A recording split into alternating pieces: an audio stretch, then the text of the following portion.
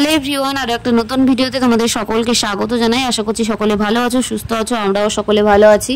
আরও একটা রবিবারের সকাল দিয়ে ভিডিওটা স্টার্ট করলাম। সকালবেলা চা বানিয়েছি একদিকে, আর একদিকে বানালাম ম্যাগি। ম্যাগিটা শুকনোই বানানো হয়, আজকে আমার ছেলের আবার স্যুপ খেতে ইচ্ছা করেছে, তো যে কারণে ম্যাগি স্যুপ বানানো হয়েছে।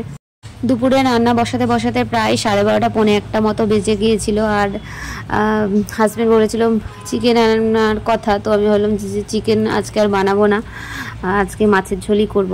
তো সিম্পল মাছের ঝোল করেছিলাম, আর সকাল সকাল দেখো হাতটা কেটে বসে আছি।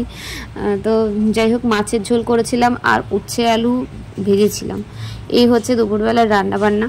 আর এদিকে প্রত্যেক রবিবারে আমার ঘরে কোনো না কোনো কাজ চলেই, আর মিস্ত্রি যখন আমার নিজের ঘরেরই, তো সেই জন্য ধীরে সুস্থেই চলে। ওই রবিবারটাই কাজে হাত লাগানো হয় বলতে পারো।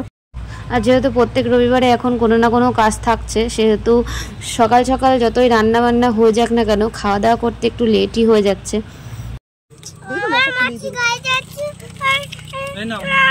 আস্তে আস্তে খাবে, হ্যাঁ আমার বাবারে আস্তে আস্তে খাওয়া যেন খুলে যায় না, তারপর পরে চিপসটা খেয়ে কোনে। সত্যি মশা, খুব প্রচন্ড মশা। কোথায় মশা? আমার বিকালের দিকে সবাই মিলে একটু ঘুরতে গিয়েছিলাম। আসলে ঘুরতে যাওয়াটা ছিল উপলক্ষ মাত্র, আসলে উদ্দেশ্য ছিল ডিম নেওয়া। তো এখান থেকে আমরা পাইকারি ডিম নিয়ে যাই।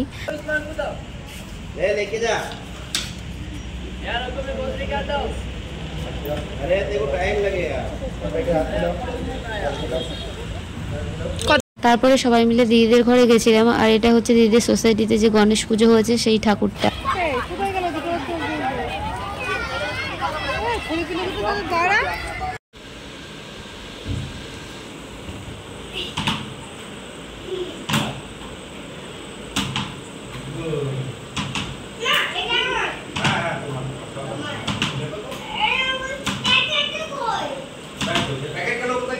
তো আপাতত আজকের গল্পটি এখানেই ফুরোলো। পরবর্তীতে আবার আসবো নতুন নতুন গল্প নিয়ে। ততদিন পর্যন্ত তোমরা ভালো থেকো, সুস্থ থেকো। চলো টাটা, বাই বাই।